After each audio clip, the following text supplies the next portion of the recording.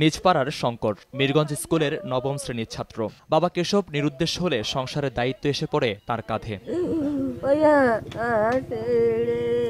সেই দায়িত্ব পালনে গিয়েছিল কুমিল্লা, কিন্তু এখন তার মরদেহের অপেক্ষা স্বজনদের।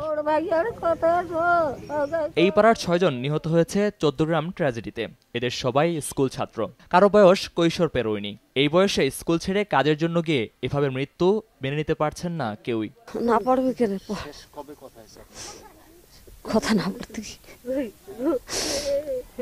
বাবার কালে খুশি কসম মা তুমি কসম বাবা বাড়ি আসবো না, কসম আমি দেরি যাই ফাগুন চন্দ্র মাস করে যাবো, সেজন ওটা চলিয়ে যাবো, সেজন ওটা দিয়ে আসছে। সে আমাদের ছেলে বকায় এখানে যে পরীক্ষা দিছে, পরীক্ষা দেওয়ার পর বই পাইবে, এই সময় কাছে বই পাওয়ার পর কাছে এখন তো অবসর আছি, তাই সেই কারণে বাইরে গেছি। কাছে আমি 1 মাস থাকি আসি, 1 মাস থাকিলে আমার কোচিংয়ের টাকা হবে, ঠিক আছে, এই কারণে বাইরে গেছি। যারা 2 জন মারা গেছে এই 2 জন আমার ভাসতে হয়।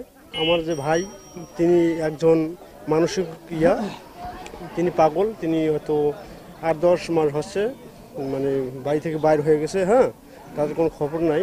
এবং তার যে ছেলে 2টো ছেলে, তার সংসার যে খুবই একটা লাজুক মানে খুবই দুঃখজনক সংসার। নীলফামারীর 6 জন স্কুল ছাত্র ছাড়াও দুর্ঘটনায় একই এলাকার আরো 7 জন নিহত হয়েছেন। সবার বাড়ি একই উপজেলার মিরগঞ্জ ও শিমুলবাড়ি ইউনিয়নে।